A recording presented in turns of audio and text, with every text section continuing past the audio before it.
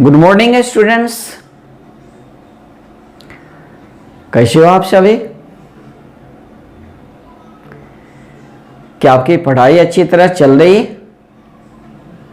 मुझे आशा है आप सभी स्वस्थ भी होंगे, आपकी पढ़ाई भी अच्छी तरह चल रही होगी। वेक्टर एनालिसिस के लेक्चर नंबर 5 को लेकर के मैं आपके सामने हूं। इस भाग में मैं आपसे जो डिस्कशन करने जा रहा हूं वह होगा expression of magnitude and direction of resultant vector sum. जब हम सभी दो या दो से अधिक वेक्टर्स को ऐड करते हैं तो उस कंडीशन में जो रिजल्टेंट वेक्टर सम आता है, जो रिजल्टेंट आता है, उस रिजल्टेंट का मैग्नीट्यूड क्या होगा, उस रिजल्टेंट की डायरेक्शन क्या होगा, मैं आज इसे आपको स्पष्ट करता हूं कि आखिर यह होगा क्या। इससे पहले कि मैं आपको इस ओर ले चलूं, मैं आपको दो महत्वपूर्ण नियम समझा देना चाहता हूं जो कि एक ट्रायंगल में लागू होता है। इसलिए आप देखेंगे कि यहां पर आपको लिखा हुआ मिलेगा 2 important laws of a triangle. तो आप देखें, ये ट्रायंगल मैं आपके सामने ड्रॉ कर दिया हूं। अगर यह ट्रायंगल ABC है तो फिर अगर ये वर्टेक्स A है तो वर्टेक्स A के पास जो एंगल बनता है उसे कहा जाता है एंगल A। उसी प्रकार से ये वर्टेक्स B है तो ये कहलाएगा एंगल B, और ये वर्टेक्स C है तो ये कहलाता है एंगल C। वर्टेक्स A के सामने का जो साइड होता है उसे कहा जाता है साइड A। साइड को स्मॉल लेटर से दिखाया जाता है। ये जो वर्टेक्स B है इसके सामने का जो साइड होगा इसे साइड B, और ये जो वर्टेक्स C है इसके सामने का जो साइड है उसे साइड C कहा जाता है। आप गौर से देखें, ट्रायंगल के जो साइड्स हैं उन्हें स्मॉल लेटर से प्राय दिखलाया जाता है, इसलिए जो साइड्स को यहां दिखलाया गया है A, side B, side C, ये स्मॉल लेटर में है, जबकि जो एंगल होते हैं उन्हें कैपिटल लेटर से दिखाया जाता है। इसलिए ये हुआ angle A, angle B, angle C।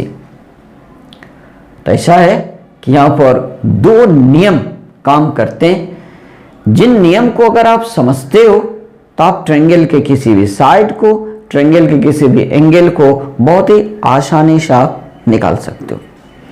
उसमें से जो पहला नियम है ये है कोसाइन लॉ।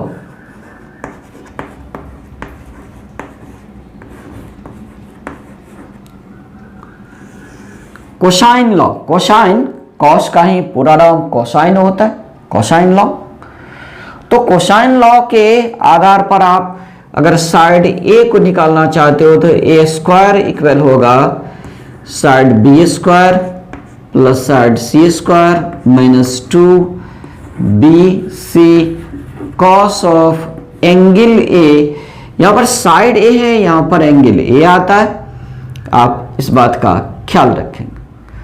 और फिर यदि साइड B निकालना हो तो B² इक्वल होगा C² plus A² minus 2CA cos of angle B।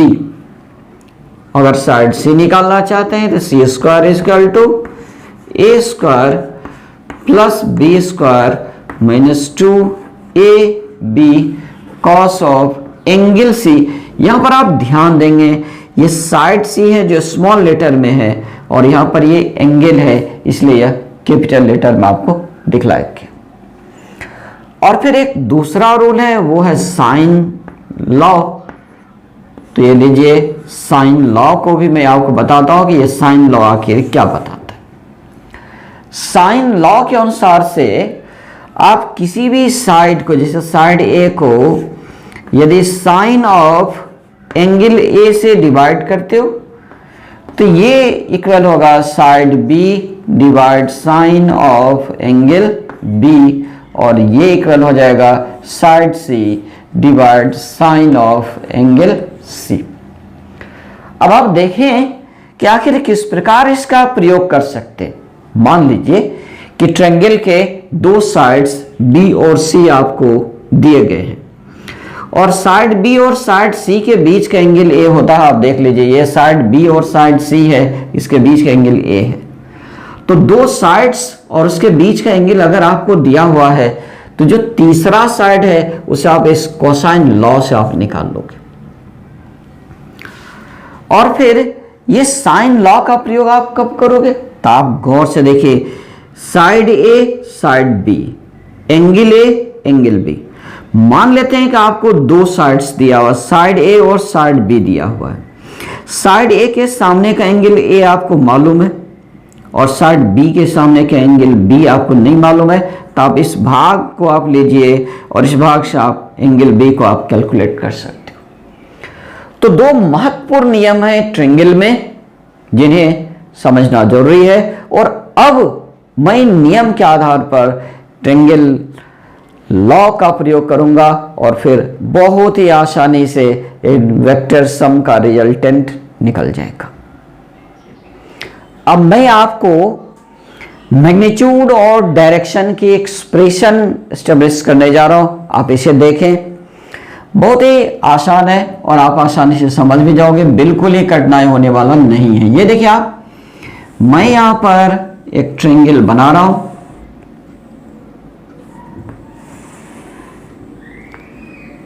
ये रहा ट्रायंगल ए बी सी। मैं मान लेता हूं कि इस ट्रायंगल का जो साइड ए बी है, ए बी डेट मीन ए से बी, यह जो साइड है, यह साइड वेक्टर पी को रिप्रेजेंट कर रहा है। फिर इस ट्रायंगल का जो दूसरा साइड है, यह साइड बी सी, और ये वेक्टर क्यू को रिप्रेजेंट कर रहा है। और फिर इस ट्रायंगल का जो तीसरा साइड हुआ वह ए सी, जो कि अपोजिट ऑर्डर में है, ये वेक्टर आर को रिप्रेजेंट कर रहा है।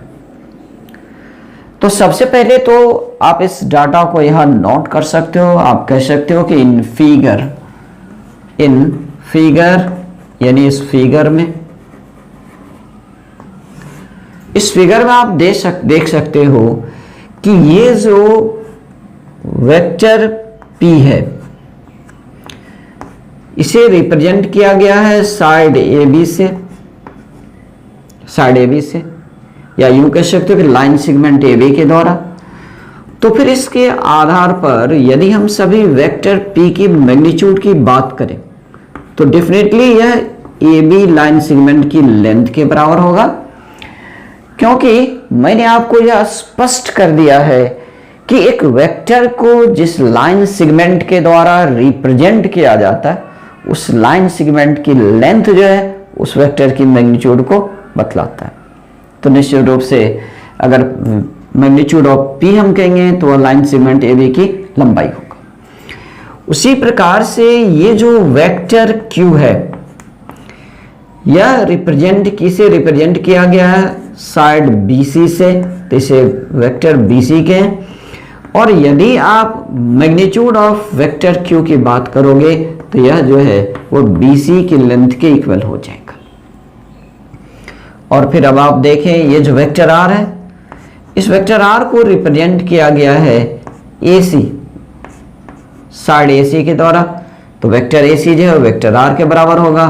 और यदि आप वेक्टर R की मैग्नीट्यूड को जानना चाहते हो तो आपको कैलकुलेट करना पड़ेगा साइड AC की लेंथ। और अब आप देखें यहां पर ट्रायंगल रूल को अप्लाई करो, तो ये जो दो साइड्स हैं AB प्लस BC, तो यह AC के इक्वल होगा। तो आप ये कह सकते हो कि according to triangle rule,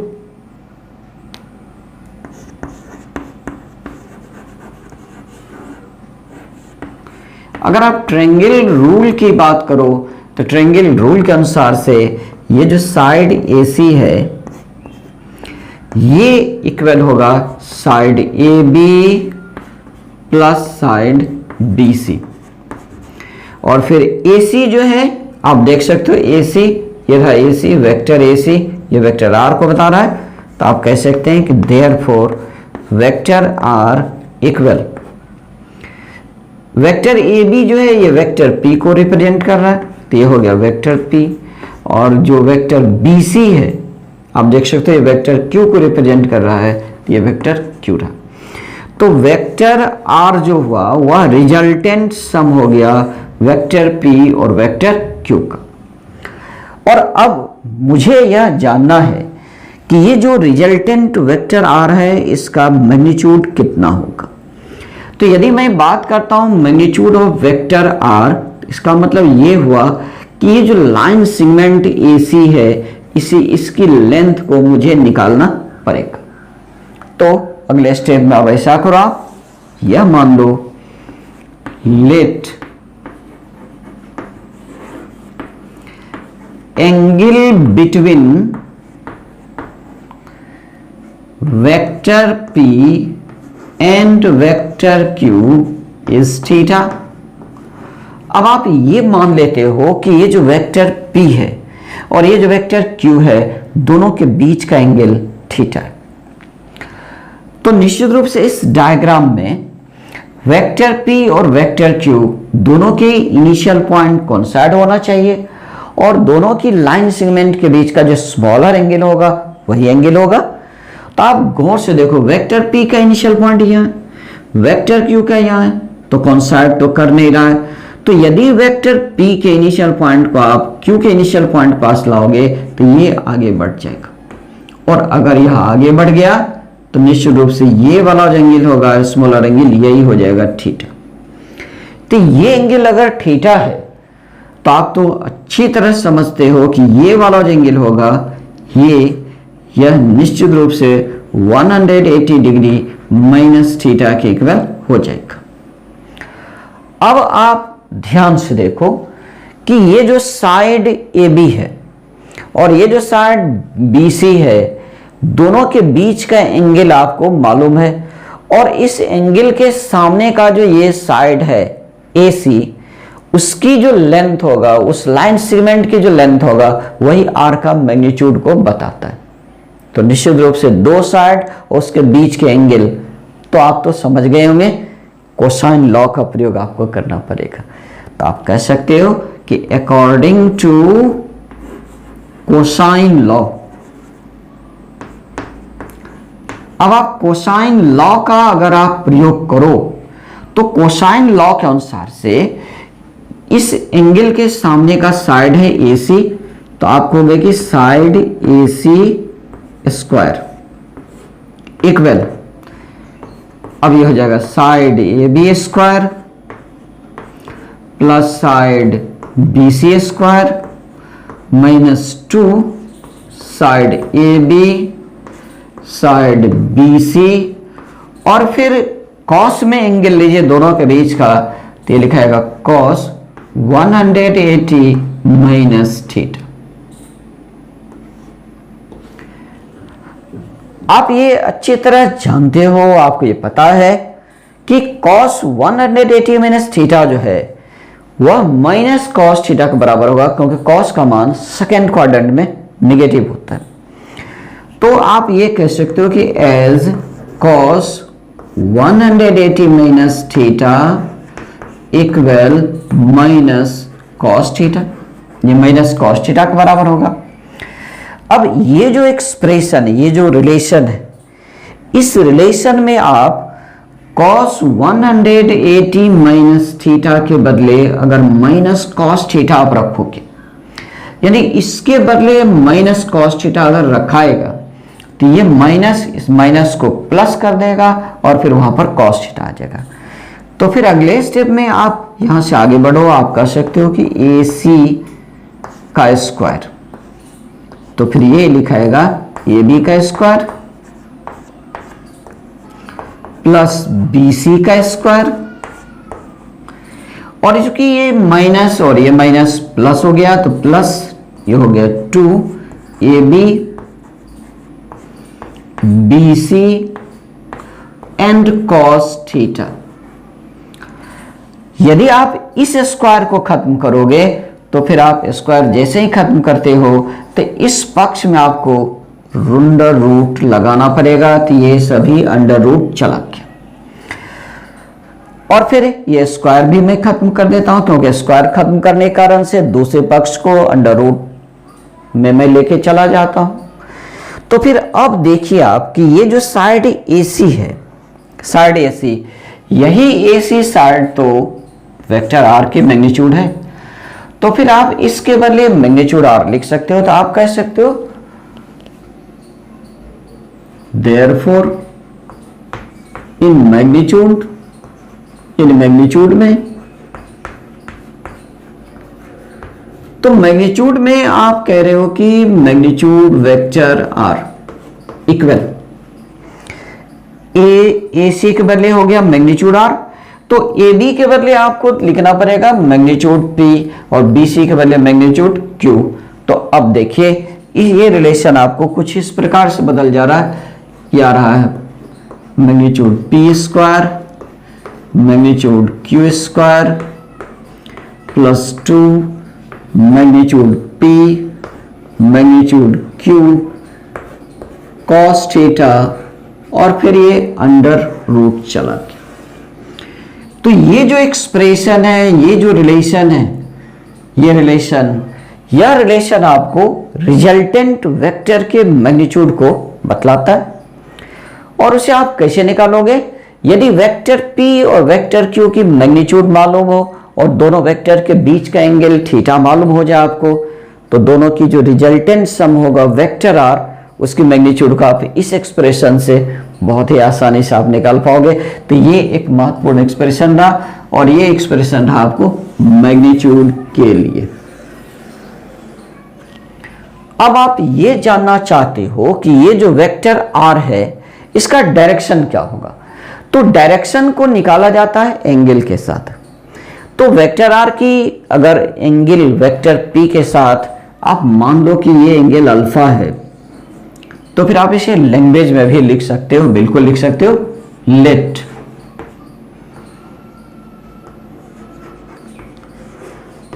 angle between vector R and vector P is alpha.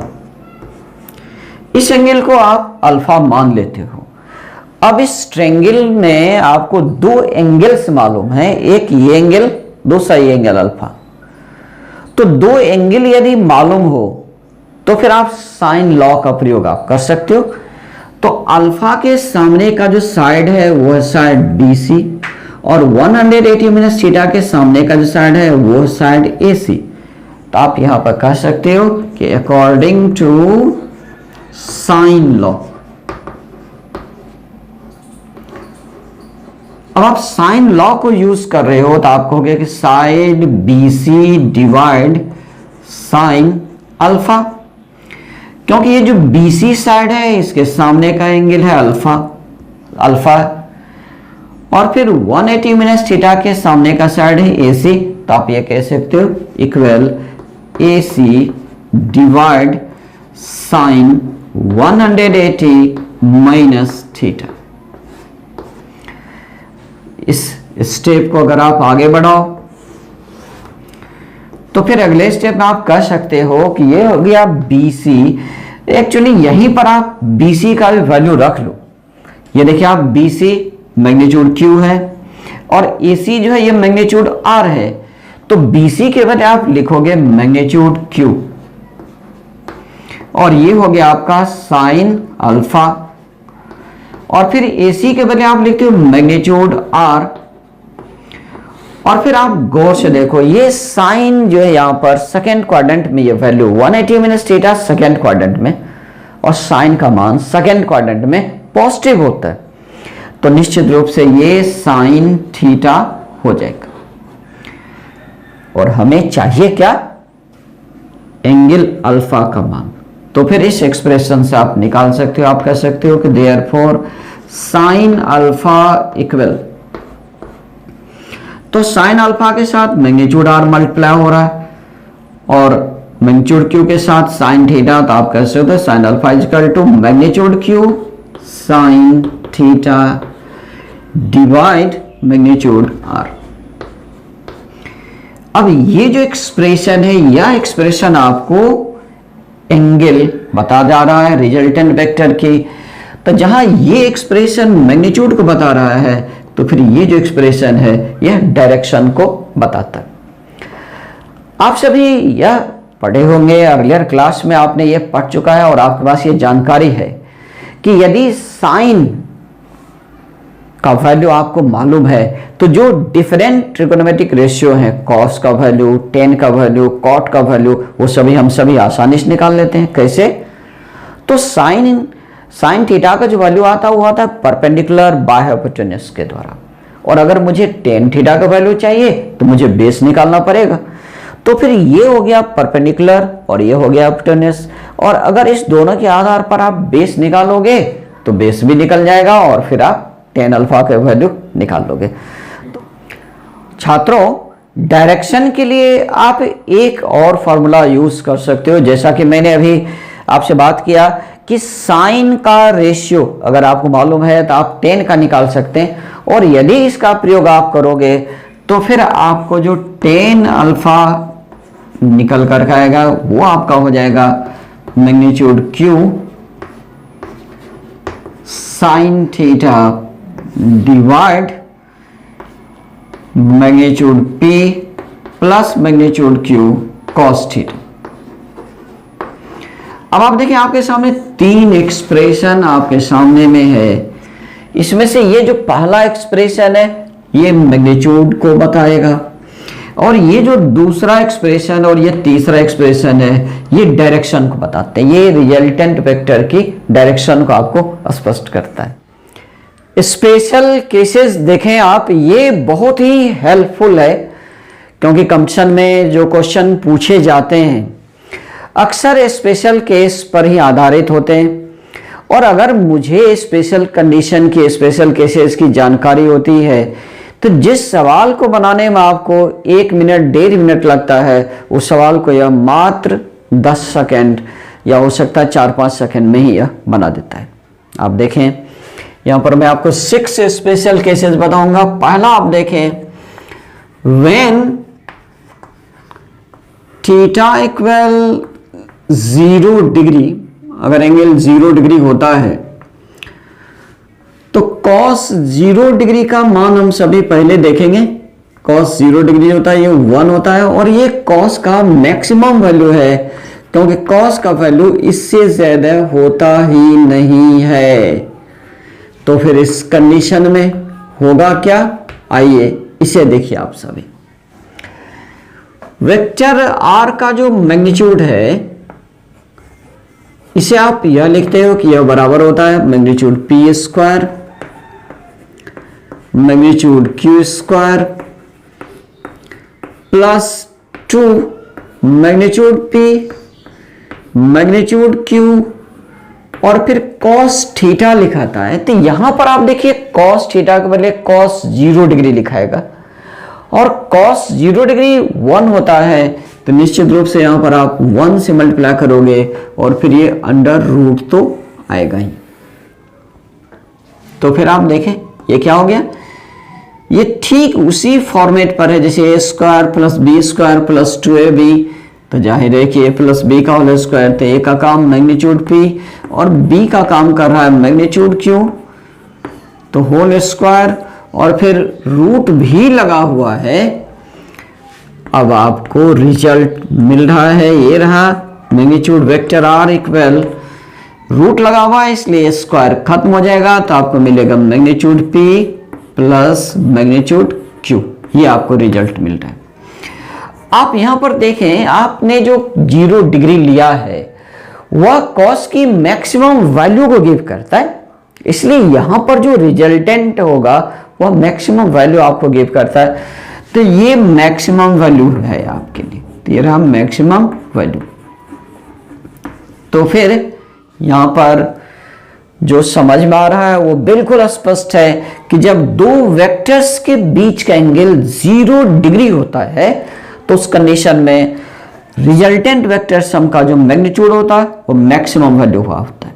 अब आप जरा डायरेक्शन को देख लें, तो डायरेक्शन के लिए अगर आप यहां पर देखेंगे तो अल्फा 0 डिग्री होगा। अब आप सोच रहे होंगे कि 0 डिग्री कैसे होगा, मैं क्यों मान लूं 0 डिग्री। तो आप जरा याद कीजिए कि आपने क्या पढ़ा था। आपने जो डायरेक्शन के लिए फॉर्मूला पढ़ा था वो डायरेक्शन का फॉर्मूला था tan alpha equal magnitude Q sine theta divide magnitude P plus magnitude Q cos theta. ये रहा फॉर्मूला जिससे कि डायरेक्शन आप कैलकुलेट करते हो, या साइन अल्फा से भी आप कैलकुलेट करते हो, इससे भी करते हो। तो जब आप सोचो कि थीटा 0 डिग्री तो साइन 0 डिग्री ये तो हो जाएगा 0, ये पूरा वैल्यू 0 हो गया तो अल्फा तो 0 डिग्री होगा। यहां पर अल्फा 0 हो जाएगा, इसमें तो कोई संदेह नहीं। तो अल्फा 0 डिग्री, और अल्फा 0 डिग्री होने का अर्थ क्या हुआ? अर्थ यह हुआ कि जो रिजल्टेंट वेक्टर है उसकी डायरेक्शन वही होगा जो कि वेक्टर पी का डायरेक्शन है, यानी वेक्टर आर का डायरेक्शन वही हुआ जो वेक्टर पी का डायरेक्शन, यानी तीनों वेक्टर्स की डायरेक्शन यहां पर बिल्कुल सेम आ रहा है, कुछ भी अंतर नहीं, बिल्कुल एक ही डायरेक्शन में आ रहा है। अब मैं आपको यहां पर थोड़ा एक एग्जाम्पल ले लेता हूं, किस तरह के क्वेश्चन पूछे जाते हैं, किस तरह हम आसानी से जवाब दे सकते हैं। सपोज कर लो कि ये एक पार्टिकल है और इस पार्टिकल पर दो फोर्स एक्ट हो रहा है। एक फोर्स ये रहा F1 और मैं बताता हूं कि ये 15 न्यूटन मैग्नीट्यूड में है, अगर मैं आपको ये बता दूं। दूसरा फोर्स जो इसी पार्टिकल पर लग रहा है वह फोर्स है F2 और ये मान लो कि ये 10 न्यूटन है मैग्नीट्यूड में। अब आपसे यह कहा जा रहा है कि आप रिजल्टेंट फोर्स का मैग्नीट्यूड बताओ, तो आप क्या करोगे? तो आप रिजल्टेंट फोर्स F इक्वल क्या लिखोगे? Vector sum equal force 1 and force 2, दोनों के वेक्टर सम होगा क्योंकि वेक्टर क्वांटिटी को वेक्टर मेथड से जोड़ा जाता है।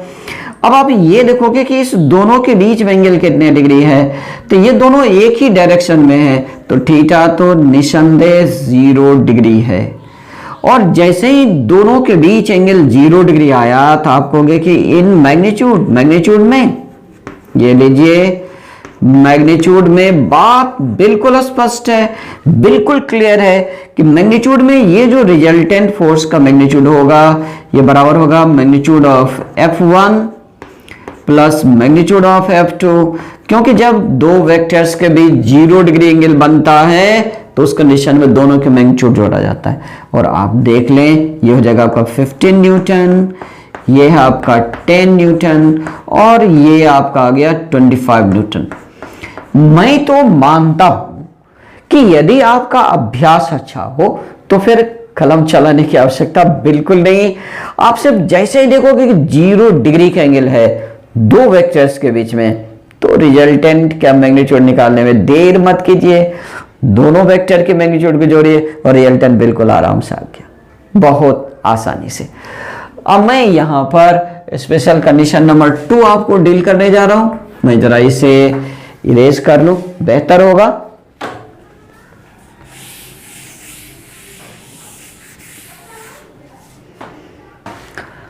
और देखिए ये जो दूसरा है इसमें मैं कहता हूं कि व्हेन थीटा इक्वल 180 डिग्री, अगर एंगल 180 डिग्री होता है तो कॉस 180 डिग्री जो होता है ये होता है -1, और यह कॉस का मिनिमम वैल्यू है क्योंकि कॉस का वैल्यू इससे कम होता ही नहीं है।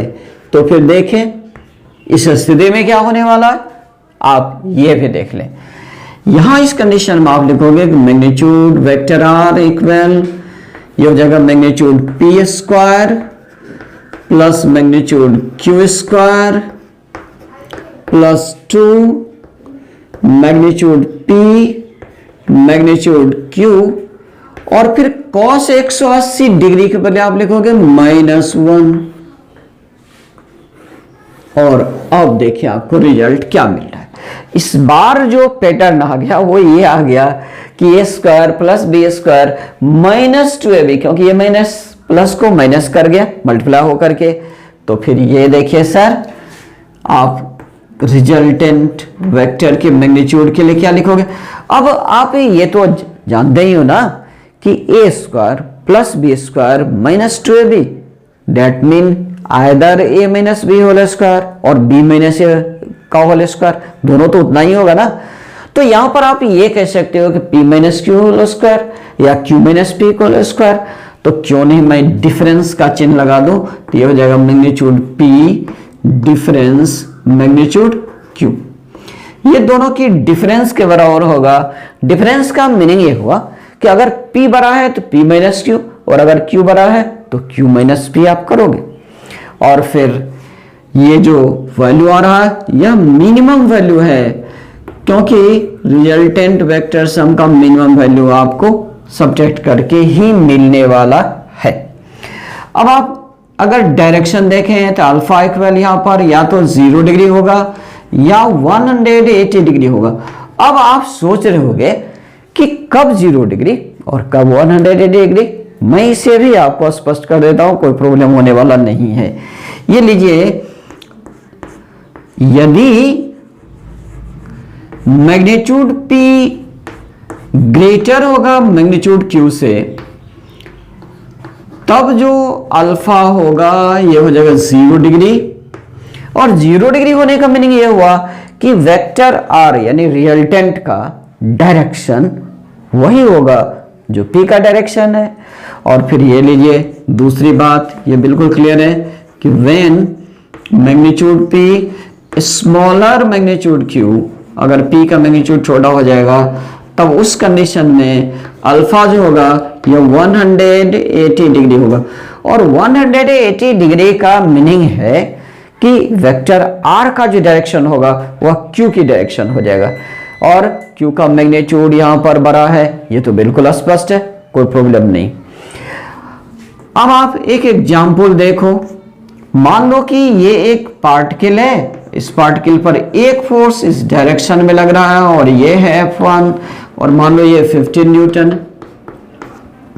दूसरा फोर्स जो इस पार्टिकल पर लग रहा है वो है F2, और मान लो कि ये जो F2 है ये 10 न्यूटन है। अब आपको रिजल्टेंट फोर्स निकालना है, तो आप देखें कि इस दोनों के बीच में एंगल कितने डिग्री है सर, तो 180 डिग्री का एंगल आ रहा है। इस बार यहां 0 डिग्री था, वहां 180 डिग्री का एंगल आ रहा, तो resultant force F equal F1 plus F2, ये तो वेक्टर फॉर्म में रहा। और अगर मैग्नीट्यूड की बात करते हैं आप, इन मैग्नीट्यूड तो 180 डिग्री होने कारण से बड़ा मैग्नीट्यूड वाले में से छोटा का मैग्नीट्यूड घटेगा। तो आप देखें कि फोर्स F का मैग्नीट्यूड कितना होने वाला है, हमें देखना होगा कि बड़ा कौन है। तो F1 बड़ा है और F2 छोटा है, तो डेफिनेटली आप यहाँ पे ये कहोगे कि magnitude F1 minus magnitude F2। आप इसे कैलकुलेट करोगे, 15 न्यूटन माइनस 10 न्यूटन, और ये आपको मिल रहा है 5 न्यूटन। तो ये बेनिफिट है। यदि मैं स्पेशल कंडीशन को समझता हूं तो मुझे ये बेनिफिट मिलता है कि मैं 3 से 4 सेकंड में ही जवाब दे सकता हूं, बिना कलम चलाए ही जवाब दे सकता हूं, कोई प्रॉब्लम नहीं है। तीसरा स्पेशल केस आप देखिए, ये रहा तीसरा। इसमें ये होगा कि ये जो एंगल है, दो वेक्टर के बीच का जो एंगल है, ये अगर 90 डिग्री हो जाता है तो ये जो cos 90 डिग्री है ये तो 0 हो जाता है। तो फिर आप देखें कि वेक्टर R का मैग्नीट्यूड क्या होने वाला है, ये देखिए आप। तो यहाँ पर मैग्नीट्यूड R का जो वैल्यू होगा ये हो जाएगा, ये रहा magnitude P square magnitude Q square plus 2 magnitude P magnitude Q, और फिर cos 90 डिग्री के बजाय आप 0 से मल्टीप्लाई करोगे। और अगर आपने 0 से मल्टीप्लाई किया है तो आपको तो पता ही है कि ये जो टर्म है ये टर्म 0 होगा। और अगर यह 0 हो गया तो फिर ये तो बिल्कुल क्लियर है कि वेक्टर आर का जो मैग्नीट्यूड हो जाएगा वह बराबर हो जाएगा magnitude P square plus magnitude Q square under root. तो 90 डिग्री पर ये बिल्कुल स्पेशल कंडीशन में आप एक ही बार में मैग्नीट्यूड निकाल सकते हो। अब आप डायरेक्शन के बारे में सोचो कि यदि टेन अल्फ़ा आप निकालोगे तो टेन अल्फ़ा होगा क्या, तो मैग्नीट्यूड क्यू और साइन 90 डिग्री डिवाइड मैग्नीट्यूड पे प्लस मैग्नीट्यूड क्यू और फिर यहाँ पर कॉस 90 डिग्री आप रखोगे। साइन 90 डिग्री 1 और कॉस 90 डिग्री 0। तो फिर ये रहा आपका टेन अल्फ़ा जो है ये बराबर हो जाएगा magnitude Q divide magnitude P. बस आप यहाँ से कैलकुलेट कर सकते हो डायरेक्शन को। अब एग्जाम्पल में आप देख सकते हो, मान लो कि ये एक पार्टिकल है और इस पार्टिकल पर दो फोर्स एक्ट हो रहा है, एक फोर्स इस डायरेक्शन में एक्ट हो रहा है और ये फोर्स F1। सपोज कर लो ये 8 न्यूटन है, दूसरा फोर्स इस डायरेक्शन में एक्ट हो रहा है, ये फोर्स F2 और मान लो कि ये 6 न्यूटन है और दोनों के बीच का एंगल ये 90 डिग्री हो जाए। तो फिर इस कंडीशन में जबकि आप रिजल्टेंट फोर्स F के लिए आप लिखते हो कि force F1 plus force F2 और आप यहाँ ये भी देख पा रहे हो कि एंगल जो है थीटा ये 90 डिग्री है। जैसे ही 90 डिग्री है तो आप मैग्नीट्यूड में बात करो, इन मैग्नीट्यूड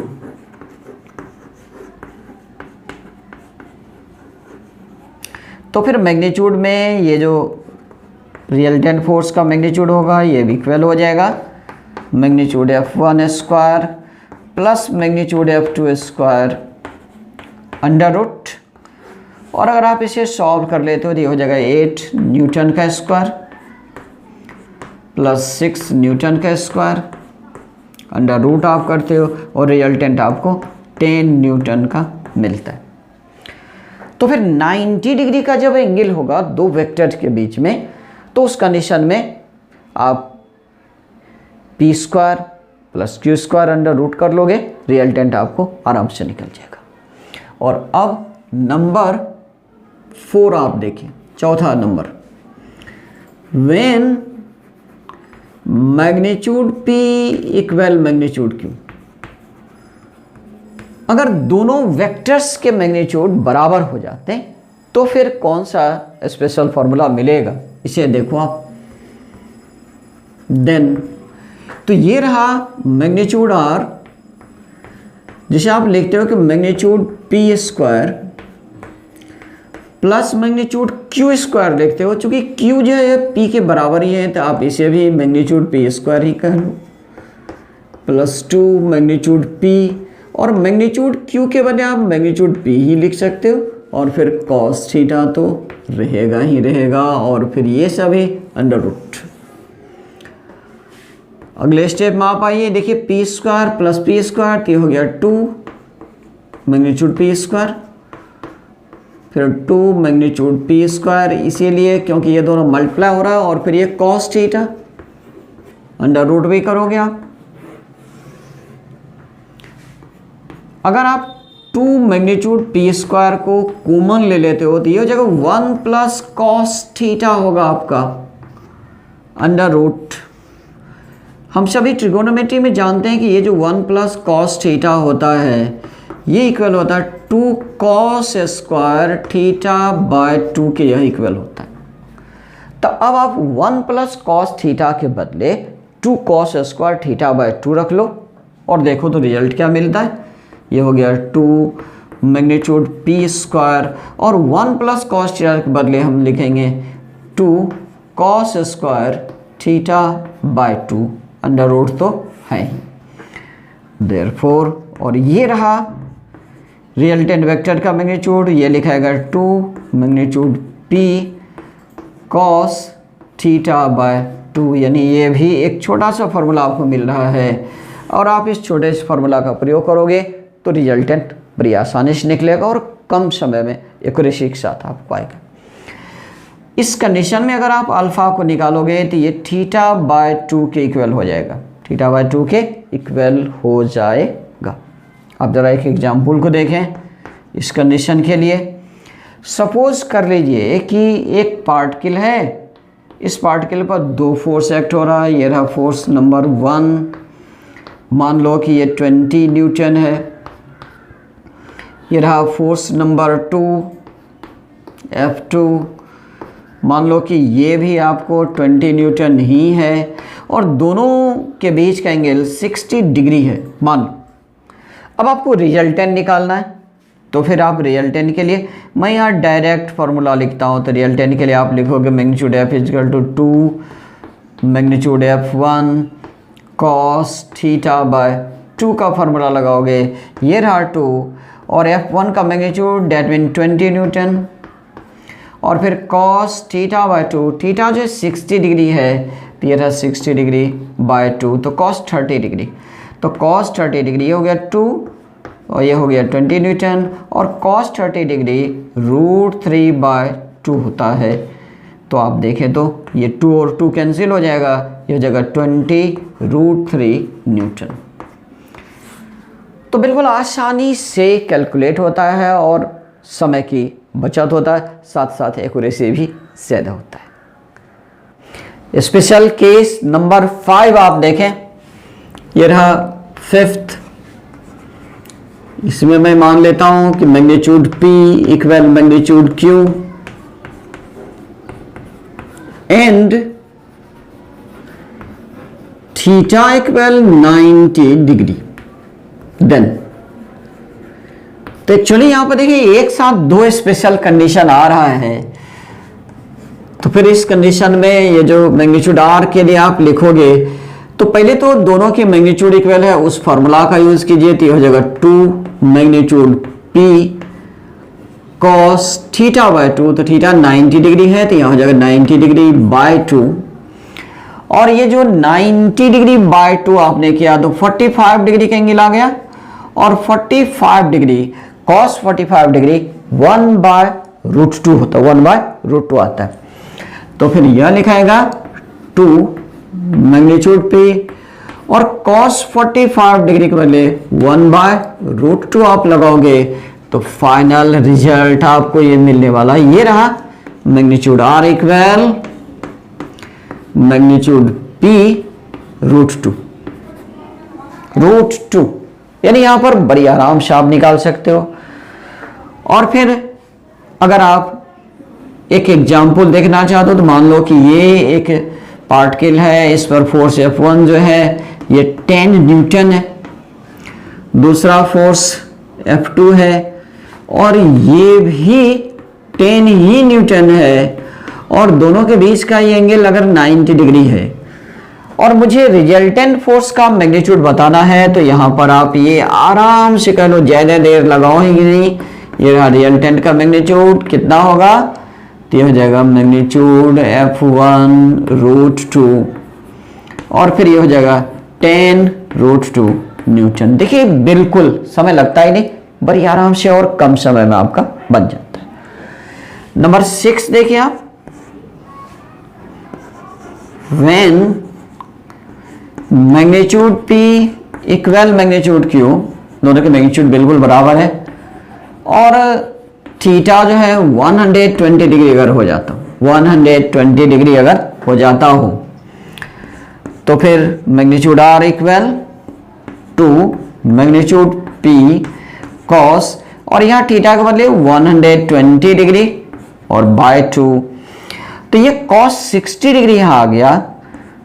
तो आप तो जानते हैं ना cos 60 डिग्री का वैल्यू होता है 1/2, यानी बिल्कुल क्लियर है। इस कंडीशन में ये जो R का मैग्नीट्यूड है ये इक्वल हो जाएगा मैग्नीट्यूड P और ये Q के इक्वल भी है। इसका मतलब ये हुआ कि तीनों का मैग्नीट्यूड बिल्कुल बराबर हो जाएगा, बिल्कुल इक्वल हो जाएगा इस कंडीशन में।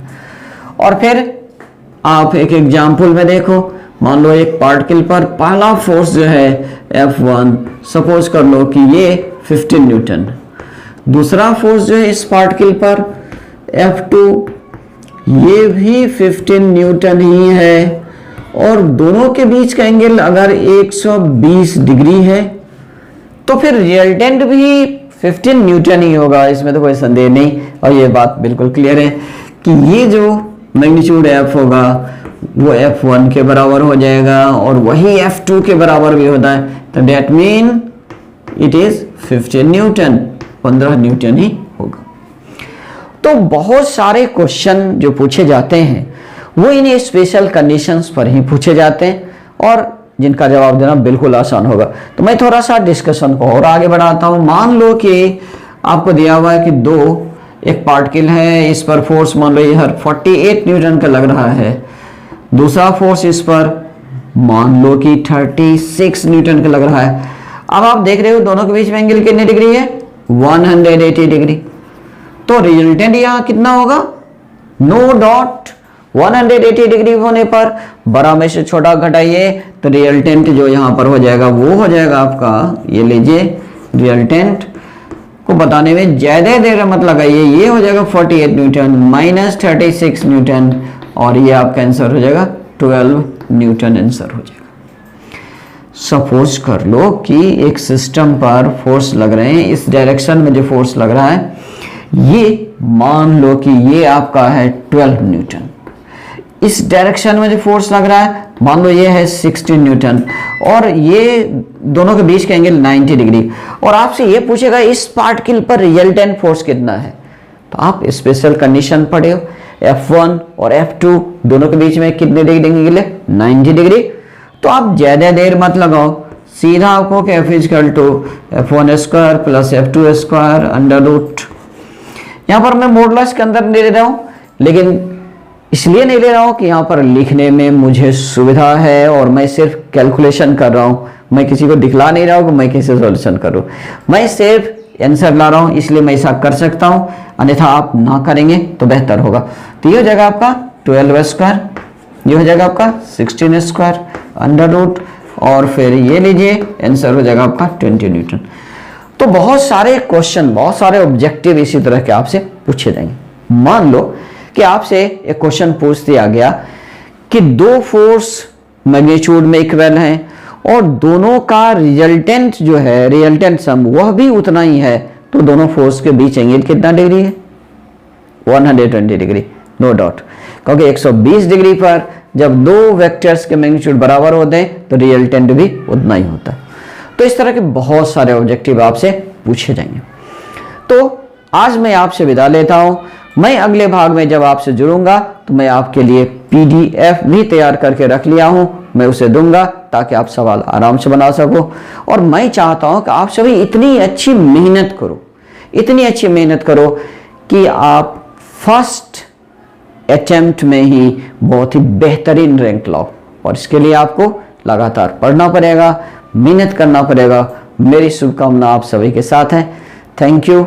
आज के लिए मैं आपसे विदा लेता हूं। बाय।